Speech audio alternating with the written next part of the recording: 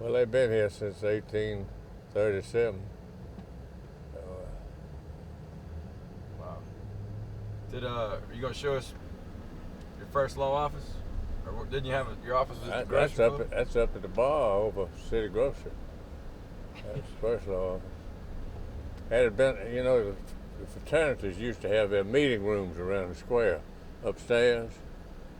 And I believe that was Delta Tau Delta at one time because it was painted on the wall and all around the square, except for the SAEs, they had a little house down here, a little shack. But on Wednesday night, the fraternity folks all came to the square for their meeting. And then they went to the movie. That was a big deal to go to the movie back then. That's the only thing was to do, didn't it? Where you gonna meet Will? We're gonna go out go to the back door? Yeah.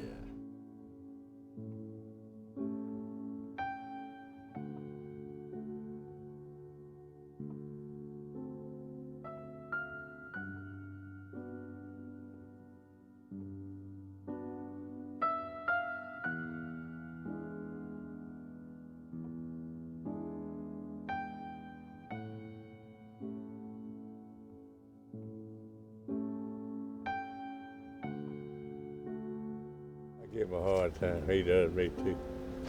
Y'all both deserve it. Huh? Said y'all both deserve it. Yeah. We'll practice law. We practiced law together for a while. I didn't know that. What was the name of the firm then? Yes, Gresham.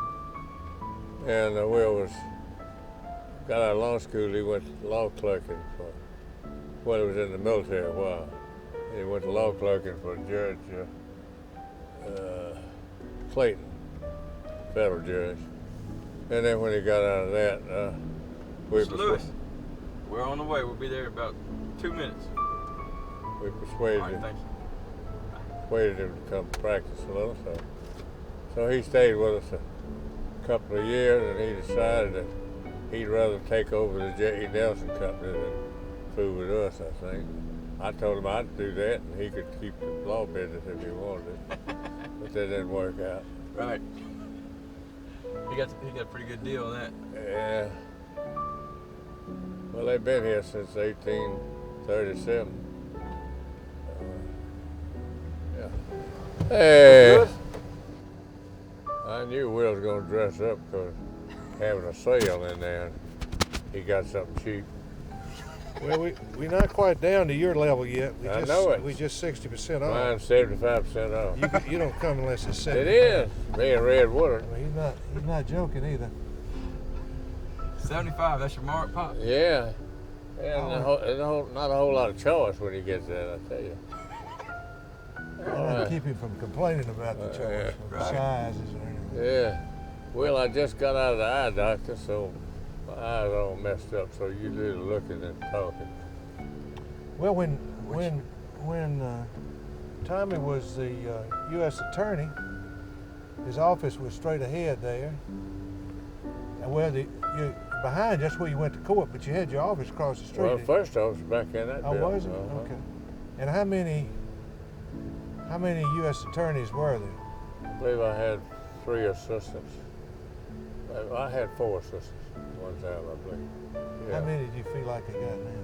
They got over 50, I believe. Got over 50, that's right. Do the same thing we did, I believe. Yeah. There's Duke. Yeah. See him? What's happening with the pub? What used to be there? You remember? What was tell about the shoe shop. What was there before? Wireless shoe shop. Well, before that it was Bowles. Bowles shoe shop for many years. I think we hit the square up first. So the Ritz, talk about the movie theater. That's all I know. This was the second oldest. I mean, the Lyric up yonder was the oldest. This was the Ritz. And Mr. Bob Williams, who was the mayor, also was president of the National Movie Theater Association, what it was. So he got all the first run pictures, and he didn't let them have any if he could help it. But anyway, they got to where they started getting pictures. But this was the society thing to do to come to there. Right here? Yeah, or the other one. And wasn't much else to do at night, so people went to the movies. Were there any bars? No bars, no. Let's think of that. Oh man. Well, it was not just to go to the movie. Y'all would walk uptown with your date or your friends. Yeah, yeah. Well, you get a taxi for a quarter, Okay. and it'd carry 5 people, be a nickel apiece. I know they had taxis back then. That's pretty neat. We had 38 taxis in Oxford at one time. Wow. Nobody had the car, but this is right after World War II. And the depot, when the train came in, which wasn't very often, those taxis would be all over the place down there.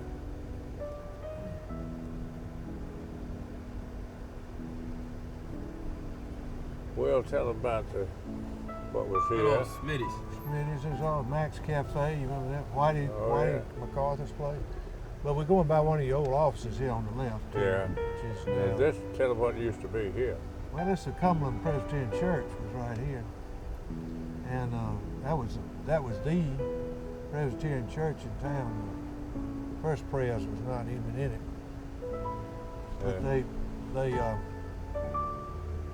they tore it down. Ross Brown tore it down. When was it? It was before the war. Right before, I believe. Yeah, paved over the parking lot. There's some folks out there underneath that parking lot. They're gonna have. That's what some of them say. Hard There was time a to get- cemetery there too, but Yeah. I don't remember that. Where is that now? Right back there where, next to 208, going this way. That's where the parking lot is now, I guess you'd say. Yeah. All that was Cumberland Presbyterian Church property. Huh. Did they move the bodies? No, I don't think so. Yeah. Nobody knows. Well, and, nobody's talking anyway. no, they're not talking about it. They didn't move. Was this always the main intersection? Yeah, I would say that when you will. Yeah, have to be. First of the war. That used to be the 444 service station. Yeah. And this was one of the first apartments in Oxford. Probably the first. The old Flamingo, huh? Yeah.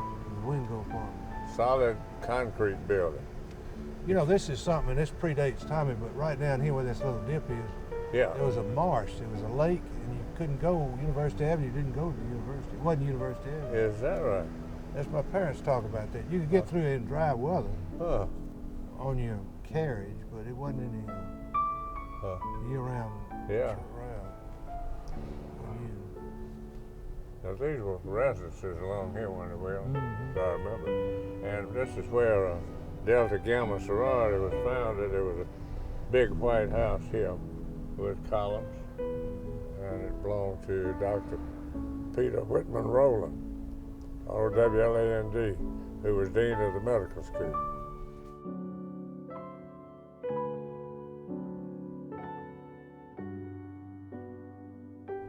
So the girls didn't walk. What'd they do for exercise? Or did they? They didn't do much.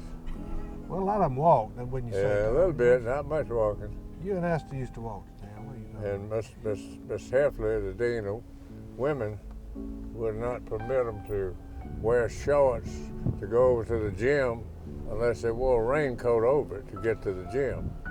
Wow. You couldn't be seen on campus in shorts.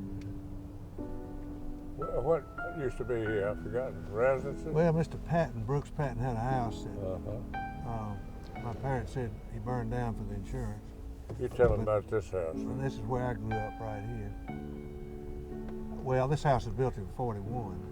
And it was finished in December of 41. And for a long time, we had the newest house in town because the war came on. Ain't nobody bound to build any houses after that. Arthur Guyton used to live here. Dr. Arthur Guyton down at the medical center, you know. Yeah. Uh-huh.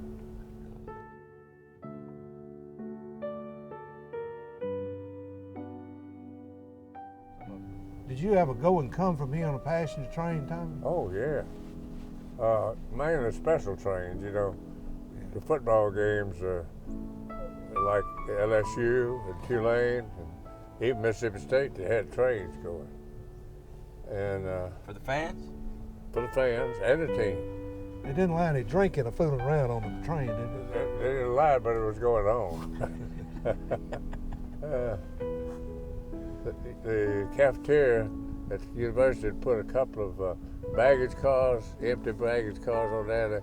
They set up a bar with sandwiches and all that in there. That's where you get on back there? Yeah.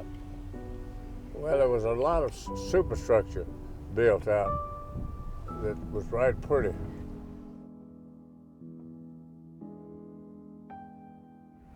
You remember this, Will? I don't. That This predates me. This was a college inn. It was called, and it had an open roof garden, and it was a restaurant. Tom Mistelis and Spiro Valatis owned it, and Angelo Mistelis, y'all may know Angelo, or Joe, his wife. Anyway, they ran that place, and we all had a good time there, eating and also drinking a little beer and all if you wanted it, and upstairs dancing because they had Nickelodeon. And if Nickelodeon got kind of blank, you look around and see who hadn't put any money in it that night. And We had right or left. yeah, and we had too good a time there, and Miss Heffley put it out of bounds. Nickelodeon was jukebox? Yeah, but it's nickel. And Miss Heffley put it out of bounds, so that ruined it. They moved up to the square. One of your buddies used to put a quarter in and tell everybody? Oh yeah, if you put a quarter in there, you can big time.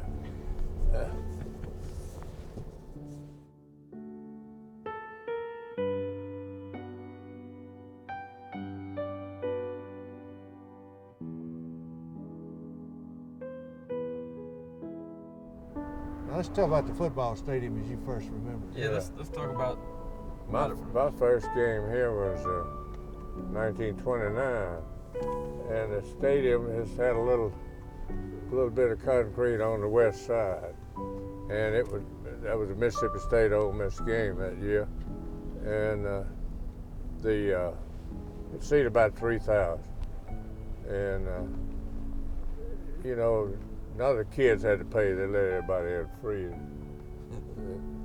And when I used to go to games out here in high school, even I didn't pay most of the time. I just went in. And anyway, they kept adding on to the stadium a little bit at a time. Y'all know the more recent part of it.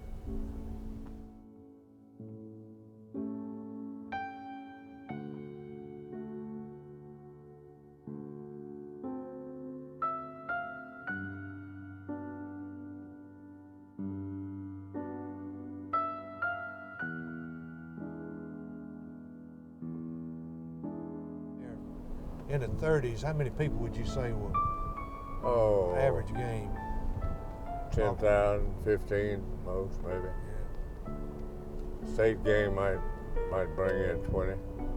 Crump Stadium, you know, in Memphis, where we played a lot of games, seated 28,000, I believe.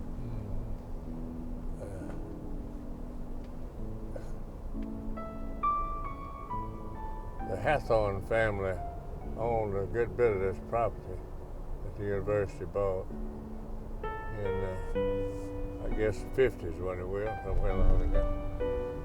Yeah, I guess it's been gone a while. I do vaguely remember it. And Well, this is Vet Village. You ever live in Vet Village? no, but Benny did. So it went right after World War II. Although he wasn't a veteran, they let other people in too. He and Bruiser were neighbors. Bruiser Kennard. He lived there. He was coaching then, but that's where he lived.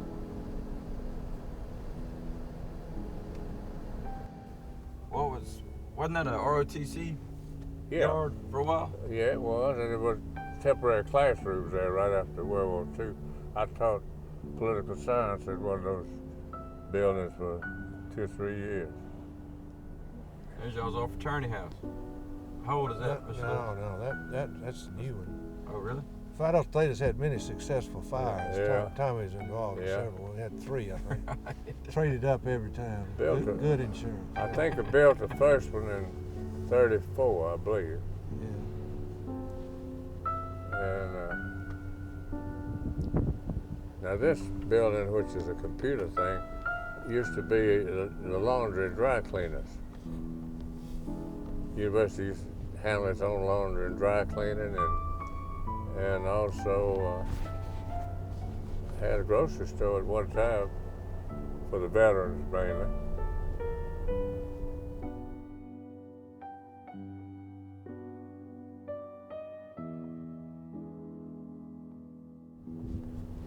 I did go back around through the circle kind of. Okay. You know where the engineering school is? That had been Gordon Hall, which was the largest men's dormitory in that area.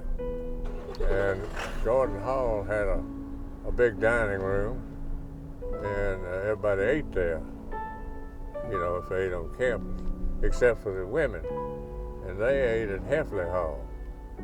There's a Heffley Hall right over here now, you know. Nico McClure. And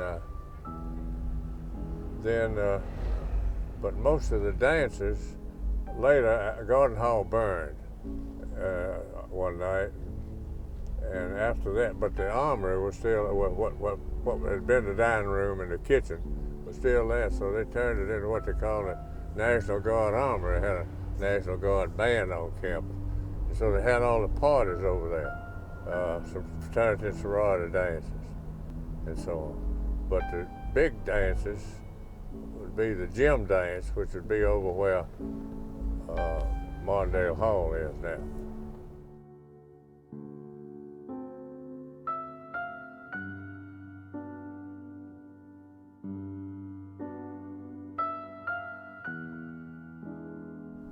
Give us a recent record. The thumping noise behind us is Patrick Willis, who'll probably be a famous football player one day. He's driving behind us. Oh, Let Patrick, us know yeah. about his music. What does he drive? He's in a red GMC, kind of like what we're in.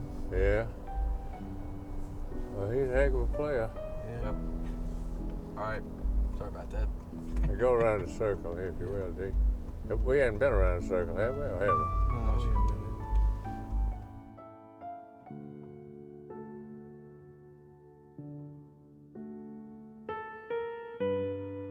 And right here, where the pharmacy school is, was where the post office and the men's clothing store, and down below it, the Greeks, again, Mr. Mistalis and Valatus had a little room down there with a kitchen that just had a counter in a U shape, and that was the only place to sit. But there were no classes from 10 to 10:30, and so it wasn't unusual for everybody to have a date for a Coke at 10 o'clock, you know. And they'd let class out a little early where you could pick up your date or beat or something. And you walk down a pretty good hill getting there. But it was a place where pretty well everybody on campus gathered about 10 o'clock. You had to move fast, didn't you? 30 minutes. You really did, but they weren't too strict about it. I don't think. Everybody understood it. And I think a lot of the faculty wanted to go down there too. Y'all know they added on the two sides to this, just the middle at the beginning.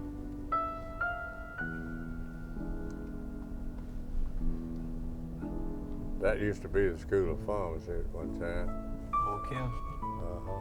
And now this is where Gordon Hall was, and that what's known as the Armory and all, where they had dances. Yeah, and Tommy, you know, we'll get past you. Stop right here, D. Isn't that the old armory right there? What about? I mean, that building, that little low building back there between. No, that wasn't. That was a laundry. Oh, the laundry. Uh-huh. Later on. I mean, Oh. early on, before it was up the hill. All right, No, Gordon Hall, the old Armory. it's gone. Gone So long ago. There was a first laundry maybe. Yeah. things were pretty informal then. They kept a piano in there, and those of us who were so-called musicians, we just go over and raise the window and go inside and cut the lights on and have practice, you know, to be locked up. Nobody bothered by it. It's all right.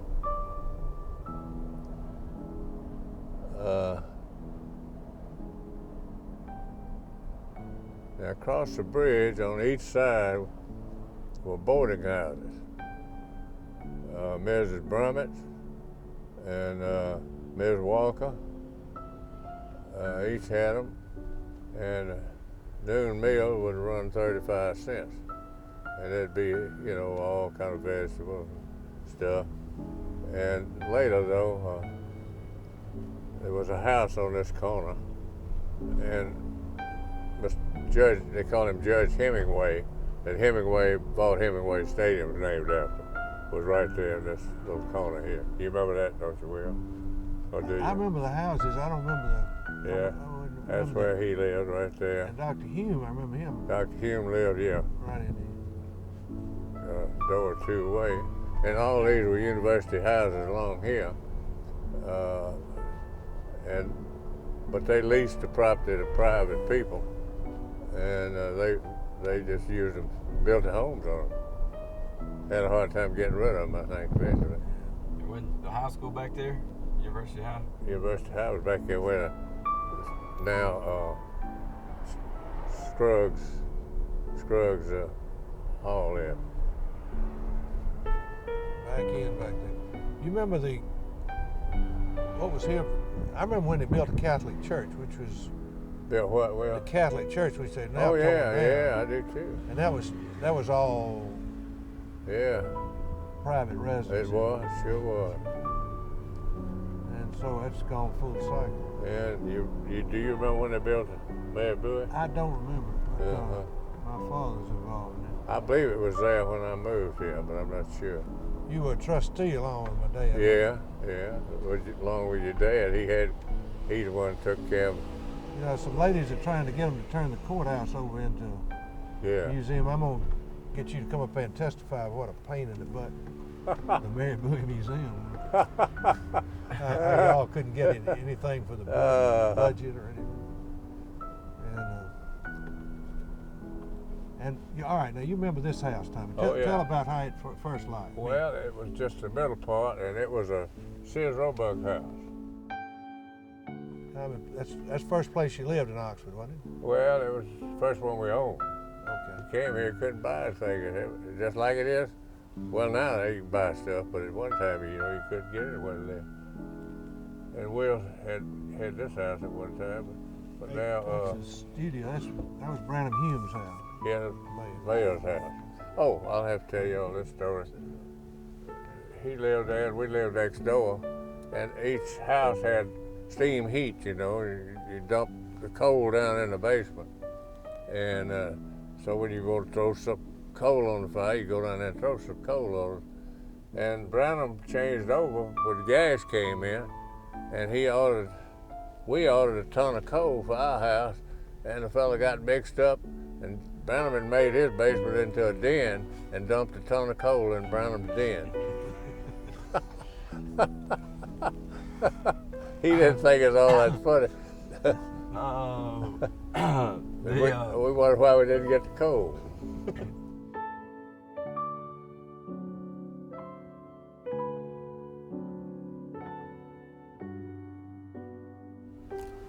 Has a condominium here on University Avenue. An old friend of mine, yours, T.C. Buford. Okay. I've been at T.C.'s house over in the Delta. Beautiful home. And he said that his father ordered it from Montgomery Ward, and they got it up. It's still just about like it was. And that his father died about a year after he ordered the house.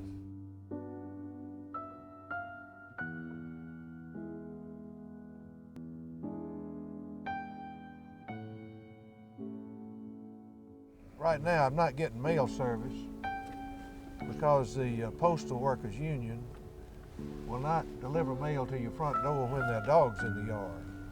Is you that see right? those dogs out there, those Thank you. vicious fox terriers from Yeah. the pound.